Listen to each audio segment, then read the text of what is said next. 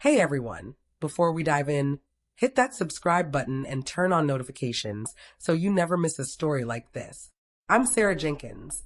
I'm 35 years old and I manage a little advisory company in New York City. Most of my grown-up years have gone into trying to make my relatives beam with pride.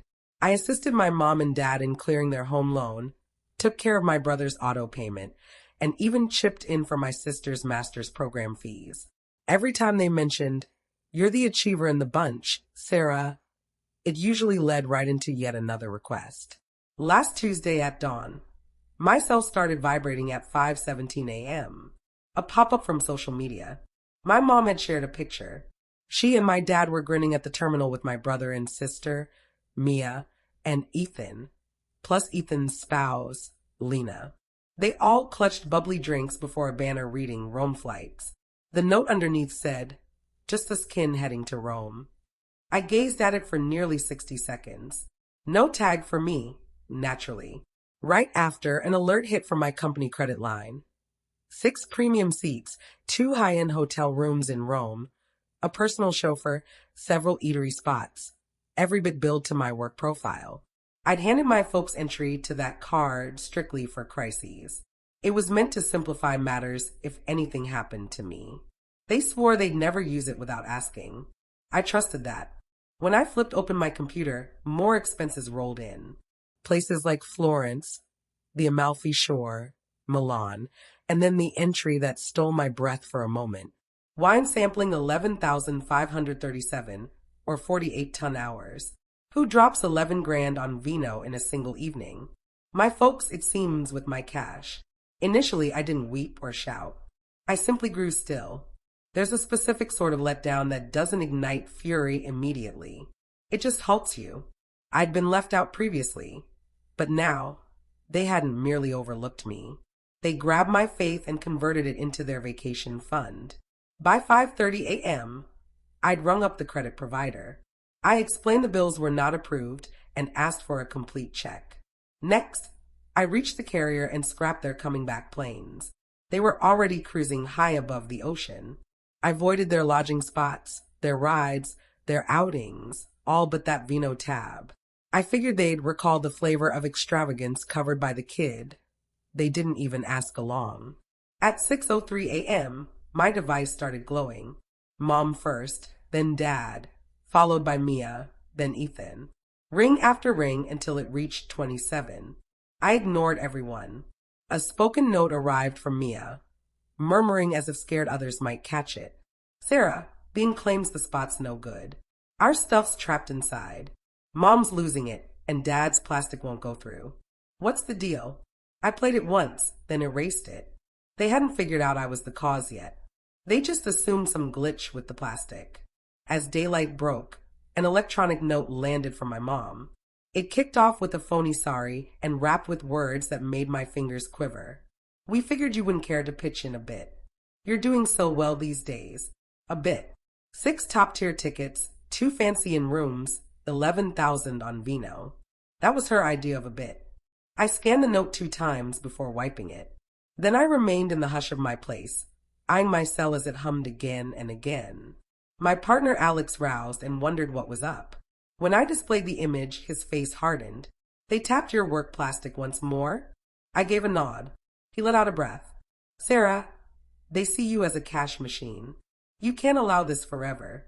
"I'm not," I murmured softly. "Not now." I passed the morning gathering it all. Captures of screens, bills, reservation proofs, and stashing them tidily in a directory called evidence. It seemed orderly, nearly calm. This time, I wasn't just responding. I was taking back the reins. By the moment my relatives jet hit ground in Rome, each spot they'd secured had vanished. Their trips back were wiped. Their transports were missing. Their plush schedule had crumbled to nothing. My cell continued humming with skipped rings, notes, and one electronic mail labeled critical. Relatives stuck. I sent no response. I simply shut my computer and breathed to myself, "This isn't payback." Not quite. It stopped being about dollars. It became about dignity. For ages, they'd confused my quiet for fragility. They assumed I'd continue permitting their use, because that's what devoted kids do. But no longer. They were on the opposite side of the globe, lost and baffled. And for the initial moment ever, I felt no shame. I felt liberated. By midday that day, the notes had grown. Spoken messages, texts, skipped rings, heaps of them. Each alert held the identical note of alarm.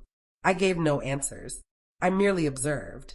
The opening spoken message was from my brother, Ethan. His tone was strained, annoyed. "Sarah, the plastic's acting up. We can't settle anywhere. Mom claims it's on you since it's a work thing or whatever. Can you straighten it, pretty please? We're stuck in Rome." I heard it 2 times. It stunned me how he managed to sound bothered, not remorseful. To him, I was the household bookkeeper who'd messed up paperwork, not the sibling they'd purposely left out. Minutes later, another audio clip came. Now from my mom.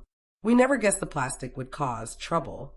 We're attempting to reserve again, but it rejects. Kindly handle it, dear. We're due to link with the ride in 20. No regret, no nod to their actions, just one more courteous order masked as a plea."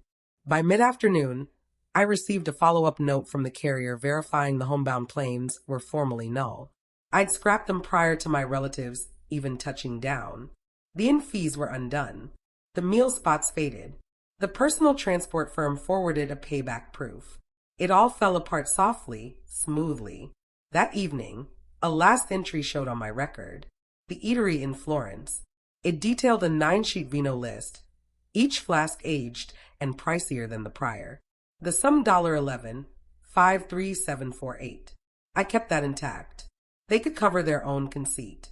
At 9:48 p.m., Mia rang once more. Since I didn't respond, she dropped another spoken note, her tone shaky. "Sarah, please. What's going on? We can't enter the inn. The desk claimed the spot was voided via your name. Mom's weeping. Dad's raging. They mentioned possibly contacting the consulate." Then she murmured lower. "They don't realize I'm reaching you. Kindly just resolve it." I nearly sensed a twinge. Sympathy perhaps, but it faded quick. I recalled every occasion I'd been the stranger. The household meals I missed invites to. The getaways I learned of only via online shares. The endless instances my parents noted. "You're so self-reliant, Sarah.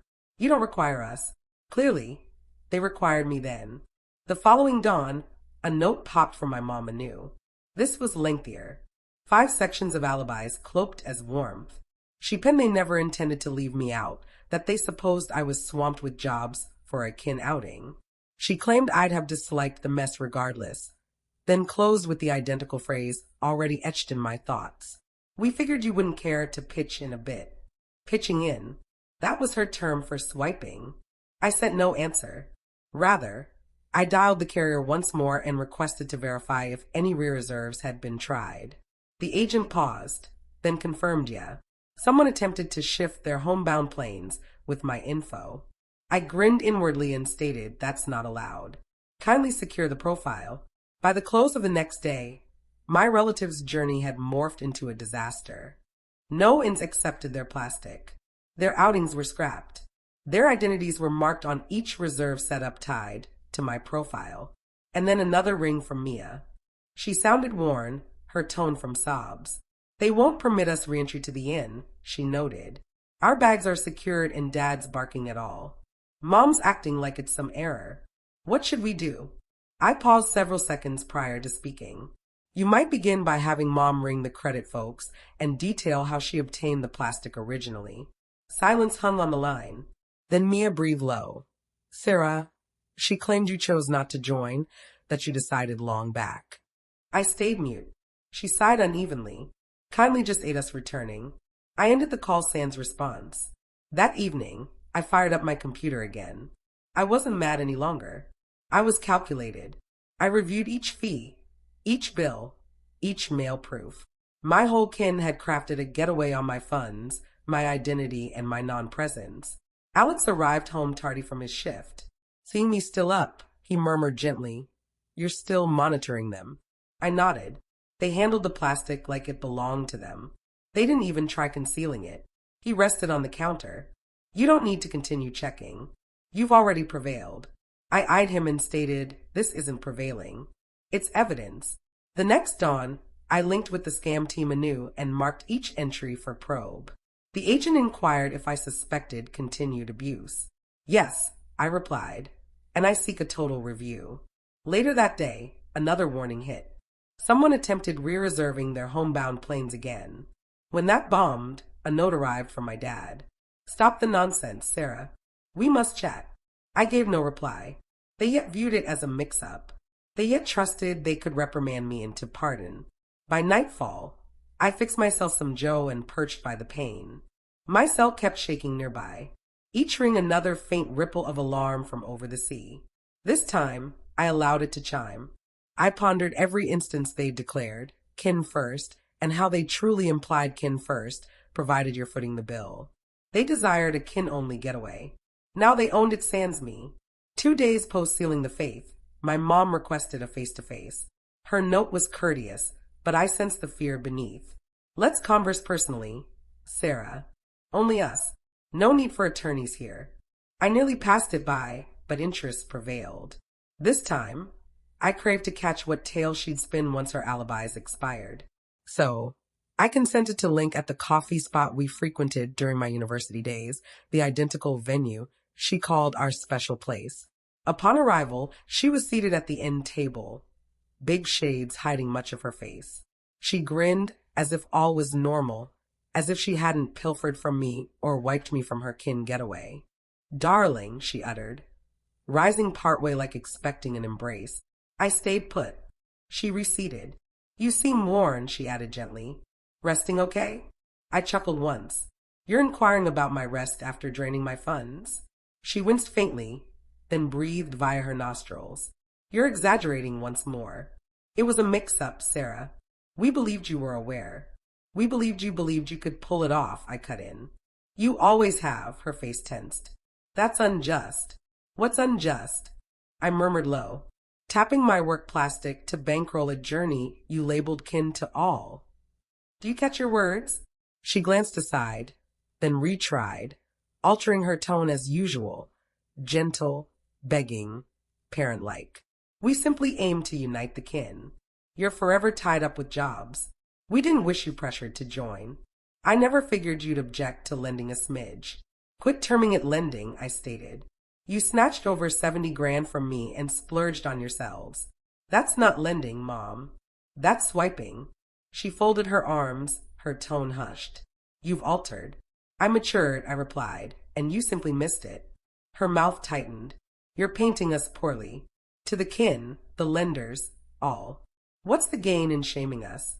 I drew a directory from my tote and set it on the surface. Contained were the review summaries, entry records, and a printed note from Uncle Robert verifying it all. This isn't shaming, I stated. It's responsibility. She avoided opening the directory. She merely gazed at me with that expression I'd known forever. The one declaring, How dare you challenge me? You forever wish to cast us as bad guys, she uttered. I drew a gradual breath. You cast yourselves that way. I merely quit concealing it. For an instant, we both stayed mute. The rattle of mugs nearby packed the quiet. Then she bent closer and murmured low, You'll sorrow this one solitary, Sarah. Kin doesn't endure eternally. I eyed her and replied, Nor does faith. Her face fractured a touch. We planned using those funds to acquire something for all. A kin retreat in the mountains, a spot for everyone together. It wasn't greedy. It was greedy, I stated calmly, since you intended purchasing it with my cash, and I wouldn't even be allowed there. Uncle Robert shared it all. She blinked, obviously shocked. He shouldn't have spoken. No, he shouldn't have needed to, I replied. You ought to have shared the facts yourself. For the initial time, she lacked a retort. She grasped for her mug, her fingers quivering a bit, and stated, You forever misread us. You believe it's all funds. I shook my head. No, Mom. It's dignity, and you've lived proving you hold none for me. Her tone climbed, the courteous mask finally dropping. You believe severing us proves strength? It proves cruelty. I rose, collecting my directory. If guarding myself proves cruelty, I can handle that. As I pivoted to exit, she shouted once more. You're not chastising us, Sarah. You're chastising yourself. I halted at the entrance. Perhaps, I replied. But this time it's my decision. Outdoors, the breeze seemed fresher, easier. I hadn't grasped until then how long I'd been stifled beneath duty's load. Upon returning home, a note awaited from my dad. Can we converse guy to guy? I eyed it lengthy, then responded, I'm not your boy. An hour on, me a message seeking a kin gathering. Just once, she noted, to air it all. I didn't agree instantly. I gazed at the note a full 60 seconds prior to replying. Okay, my conditions. Impartial spot. I'll sign a waiver. No more games. If they sought end, they'd receive it, but by my guidelines, not theirs. The next Friday, I reserved a meeting space at a modest city center inn. Neutral territory. No one's home advantage. I dispatched the location and guidelines in one note to our kin group message. Gathering set for 4 p.m. All must show punctually. The talk will be taped. No cutting in, no yelling. Each gets a transcript of spoken words. Skipping will count as admitting fault. No responses, but at 4:02 p.m. they entered. My mom leading, rigid posture and dodging my gaze. My dad trailing, faking ease. Mia appeared anxious, gripping her device, and Ethan, the self-named mediator, I rolled before seating. I remained upright. The directory before me was the Cafe 1, but now fuller. Records, screen grabs, mails, even audio clips, all. Prior to starting, I stated, I require your marks on these. I pushed a pile of waiver sheets over the surface. This verifies you know the gathering is taped and you agree. Ethan snorted. What a trial. I eyed him steadily. No, Ethan. This is me safeguarding. You've all spoken behind me plenty. Now you'll speak audible to all. My dad marked first, grumbling about theatrics. Mom paused, but finally scrawled. Mia marked sans fuss, and Ethan yielded, seeing I wouldn't proceed else. Papers complete. I hit record on my device and stated, begin with the Italy journey. Mom leaped right in. Sarah, please. We've covered this. You misread it all. I arched a brow. Misread what? That you tapped my work plastic sands, okay? That you termed it kin only while sharing pics online? Dad's tone rose. You're inflating this. Acting like we robbed you. I held his stare. You did. He banged the surface. We're your folks. Precisely. I murmured low. Folks don't rob their kids. The space hushed. I flipped the directory and started placing printed records one by one, pushing them central like court proofs. These are every bill under my name. Planes, inns, gems, relaxed treatments. Even a fix for Ethan's auto from last winter. Ethan blinked. Huh. No, Mom began. He halted. Mom glared sharp. Hush, Ethan. I faced her. Continue. Share what you told. Her tone wavered. It was short term. With my work money, I asked. How short? Silence. I pushed another paper. This is Uncle Robert's note. He verified you boasted at a barbecue that Sarah's plastic enables it all. Mom's mouth thinned. Dad grumbled. Robert should have stayed quiet. I eased back. He was the sole decent one sharing truth. You all concealed with falsehoods and shame ploys. Mia spoke at last, tone gentle. Sarah, I was unaware of the cash. Honest. I figured you simply skipped the journey. I trust you, I replied. But you never asked, right? You witnessed them tapping my plastic, thriving on my work, and stayed mute. She gazed down, tears welling. For the following 60 minutes, I covered it all, each cost, each falsehood, each alibi. My dad's guard dropped to quiet. My mom's tone went from composed to frantic, attempting shame into pardon. You can't sever us, she noted. We're kin. I eyed her firm and clear. That's precisely it. I'm severing your entry, not my kindness. I've backed this kin since 25. You never shielded me. You emptied me. Ethan bent in, brow furrowed. So now, you depart after all we've given? I chuckled gentle. All you've given? You mean raising me? That's parenting, Ethan, not a stake. You don't earn on affection. He started to counter, but Dad's grip on his arm halted. I shut the directory. Here are my terms. I'll light up. From today, no more entry to my funds, no loans, no faking we're fine. You forfeited my faith and I won't restore for you. Mom's face fell. You can't intend that. I do, I replied. Next need for cash, ring a lender. Next crave for power, seek elsewhere. I'm finished.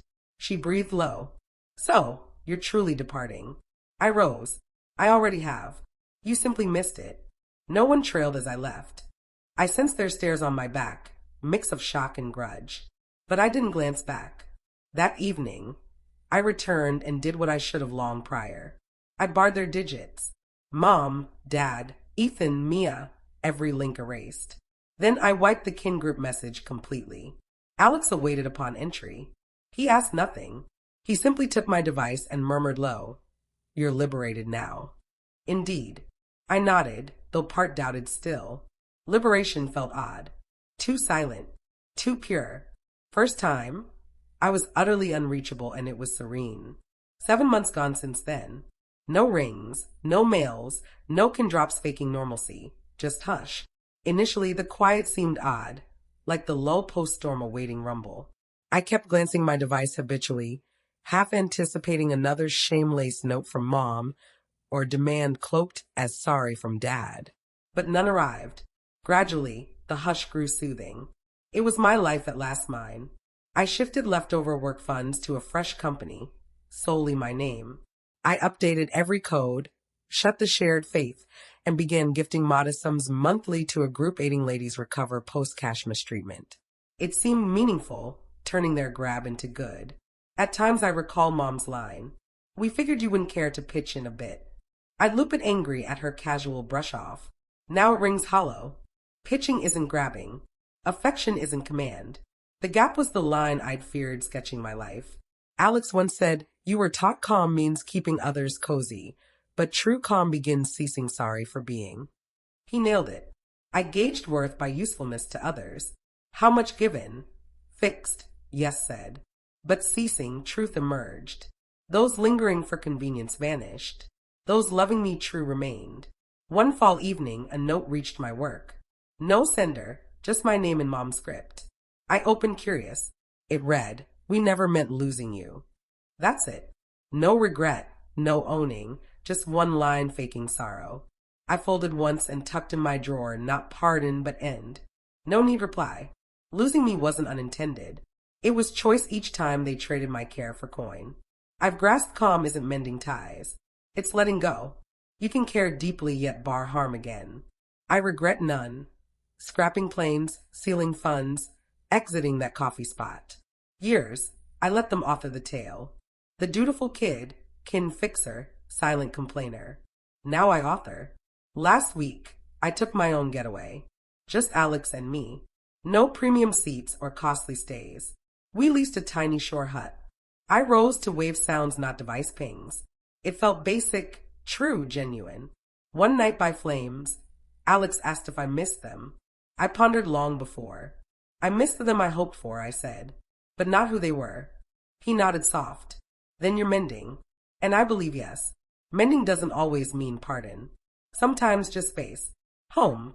I erased the final old kin pic from my device. The one all grinning, me absent. Replaced with fresh ocean shot. Light dancing on waves. Unsure if they ponder me or found new support, but irrelevant. First in life, no awaiting their nod. Kin isn't blood shared. It's who appears, stays true, never demands pay for place. And that's equilibrium I'll keep forever.